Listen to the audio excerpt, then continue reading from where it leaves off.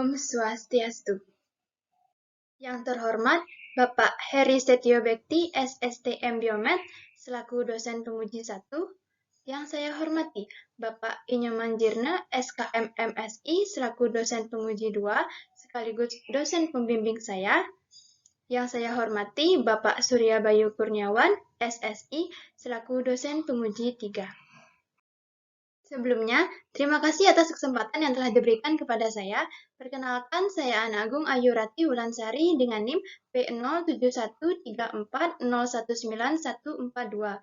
Pada kesempatan kali ini, saya akan mempresentasikan usulan penelitian saya dengan judul Gambaran Kejadian Infeksi Saluran Kemih pada Pasien Diabetes Mellitus Tipe 2 di Puskesmas 1 Denpasar Barat.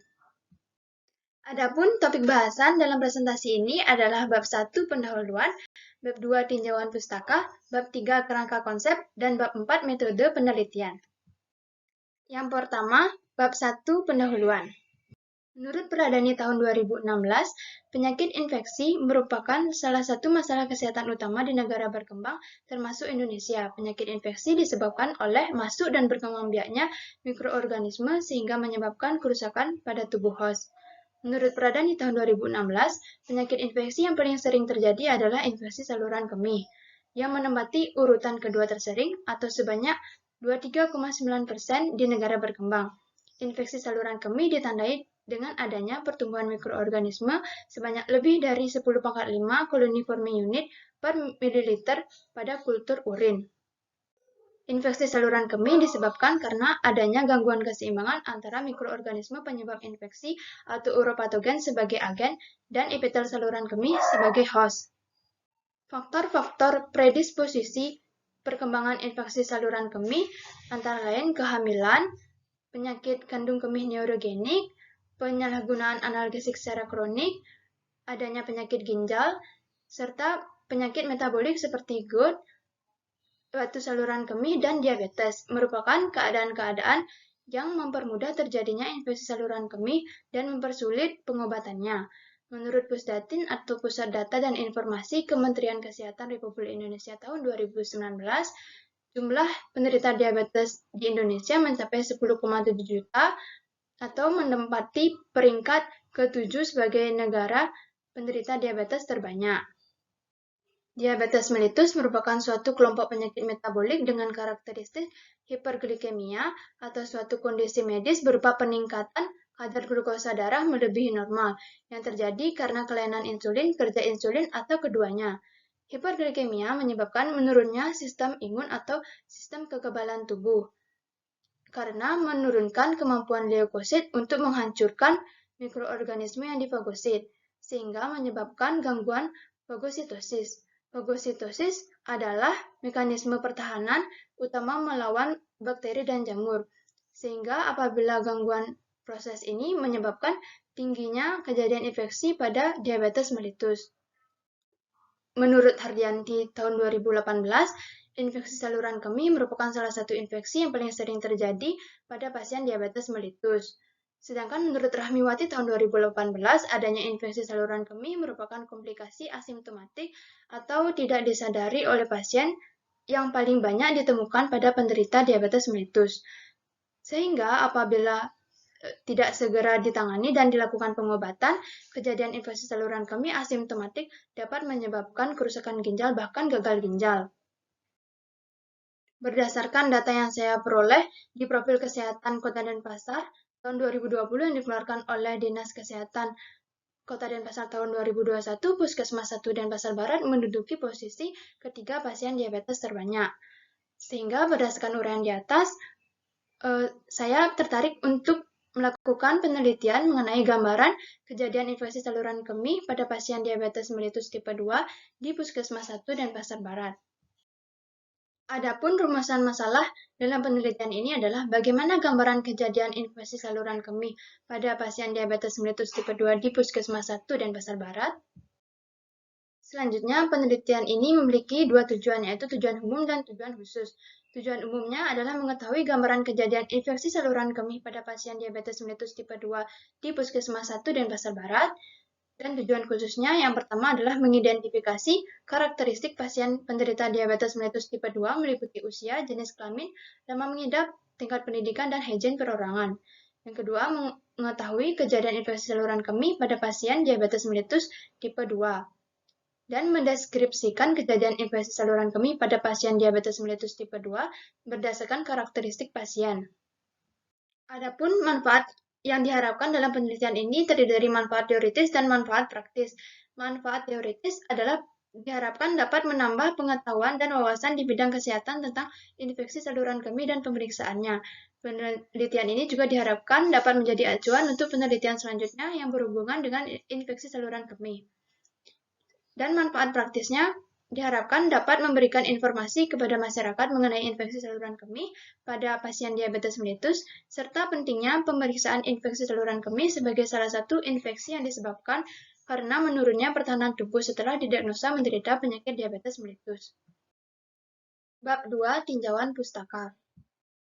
Tinjauan pustaka dalam penelitian ini terdiri dari 3 submateri. Yang pertama adalah infeksi saluran kemih, yang kedua diabetes mellitus tipe 2, dan yang ketiga pemeriksaan infeksi saluran kemih. Saya akan menjelaskan sedikit mengenai infeksi saluran kemih. Infeksi saluran kemih merupakan reaksi inflamasi sel-sel urotelium yang melapisi saluran kemih. Secara mikrobiologi dikatakan infeksi saluran kemih jika ditemukan mikroorganisme dalam urin, uretra, ginjal, dan maupun prostat yang dalam keadaan normalnya tidak mengandung bakteri. Diabetes mellitus tipe 2 merupakan kombinasi antara jaringan tubuh yang mengalami resistensi terhadap insulin dan ketidakmampuan pankreas dalam memproduksi insulin untuk mengatasi kondisi tersebut. Pemeriksaan infeksi saluran kemih. Pemeriksaan urin merupakan pemeriksaan untuk mendiagnosis infeksi saluran kemih. Pemeriksaan ini meliputi pemeriksaan kultur dengan menggunakan sampel mainstream urin atau urin porsi tengah dengan tujuan untuk menentukan keberadaan bakteri. Bab 3. Kerangka konsep. Kerangka konsep. Faktor-faktor risiko infeksi saluran kemih adalah sebagai berikut: retensi urin, kehamilan, penurunan daya tahan tubuh, usia lanjut, dan pemasangan kateter. Penurunan daya tahan tubuh dapat disebabkan oleh diabetes mellitus. Kerentanan pasien diabetes mellitus terhadap infeksi saluran kemih semakin meningkat seiring dengan tingginya kadar glukosa, lama mengidap, dan lemahnya sistem kekebalan tubuh akibat dari gangguan fungsi leukosit sehingga mudah terkena infeksi. Pertumbuhan uropatogen yang menyebabkan infeksi saluran kemih, sehingga didapat 2 interpretasi hasil, yaitu terindikasi infeksi saluran kemih dan tidak terindikasi infeksi saluran kemih. Adapun variabel penelitian dan definisi operasional variabel. Variabel yang digunakan dalam penelitian ini adalah kejadian infeksi saluran kemih pada pasien diabetes mellitus tipe 2 di Puskesmas 1 Denpasar Barat. Selanjutnya, definisi operasional variabel yang terdiri dari 2 variabel, yaitu pasien diabetes mellitus tipe 2 dan infeksi saluran kemih. Definisi pasien diabetes mellitus tipe 2 di sini adalah yang terdata di Puskesmas 1 Denpasar Barat, dengan cara pengukurannya yaitu wawancara dan skala datanya nominal.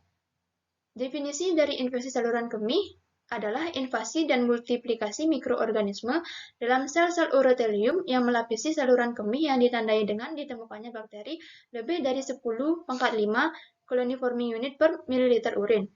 Dengan cara pengukurannya yaitu menggunakan OSE standar dengan melakukan pemeriksaan kultur urin. Dengan nominal kategorinya yaitu terindikasi ISK dan tidak terindikasi ISK. Selanjutnya, bab 4. Metode penelitian. Jenis penelitian.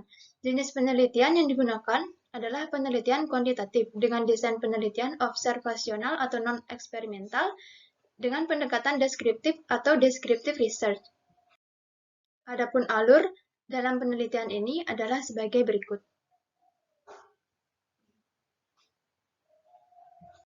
Selanjutnya adalah tempat dan waktu penelitian. Tempat penelitian yaitu di Puskesmas 1 Denpasar Barat, tempat pengujian sampel di Laboratorium Bakteriologi Teknologi Laboratorium Medis Poltekkes Kemenkes Denpasar, serta waktu penelitiannya yaitu sekitar bulan Februari hingga April tahun 2022. Populasi dan sampel penelitian.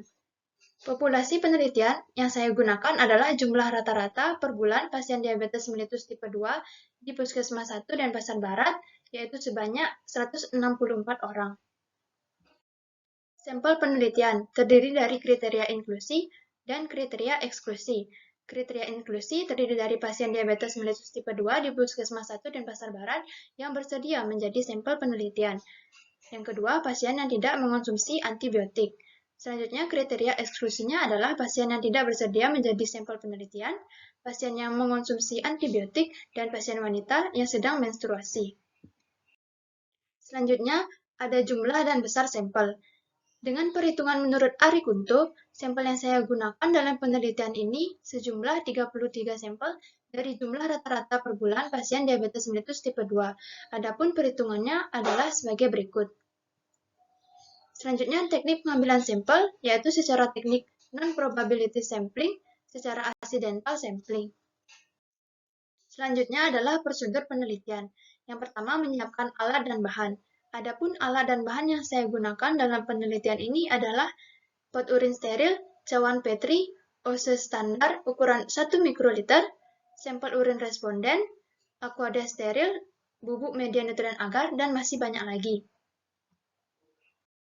Dilanjutkan ke tahap pemeriksaan. Yang pertama adalah menggunakan alat pelindung diri atau APD, yang kedua pengambilan sampel urin, yang ketiga pengiriman sampel urin, dan yang keempat pemeriksaan kultur urin.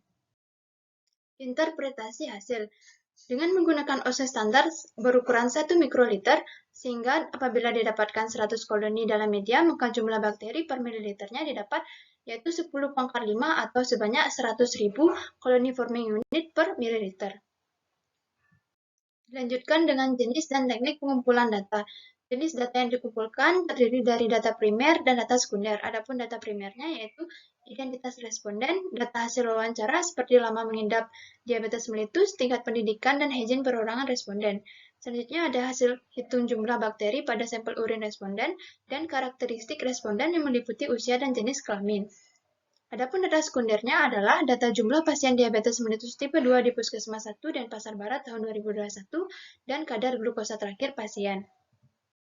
Selanjutnya adalah teknik pengumpulan data. Yang pertama, melalui wawancara, lama mengidap diabetes mellitus, tingkat pendidikan, dan higien perorangan responden. Dan yang kedua, pemeriksaan laboratorium, yaitu dengan menggunakan teknik kultur terhadap urin responden, menggunakan ose standar berukuran 1 mikroliter. Adapun instrumen pengumpulan data yang digunakan dalam penelitian ini, yang pertama adalah formulir data responden, yang kedua adalah formulir wawancara, yang ketiga ada kamera untuk mendokumentasi, yang keempat alat tulis, dan yang kelima alat-alat pemeriksaan laboratorium. Selanjutnya ada pengolahan dan analisis data. Yang pertama, teknik pengolahan data. Data primer dan data sekunder yang diperoleh selanjutnya dikumpulkan, dikelompokkan, serta diolah untuk disajikan dalam bentuk tabel-tabel serta diberikan narasi. Analisis datanya di sini menggunakan analisis deskriptif. Adapun etika penelitian yang diterapkan dalam penelitian ini, yang pertama adalah beneficence, yang kedua non-maleficence, yang ketiga autonomi, dan yang keempat justice. Sekian yang dapat saya sampaikan. Mohon maaf apabila terdapat kesalahan yang kurang berkenan. Akhir kata saya ucapkan terima kasih. Om Santi, Santi, Santi, Om.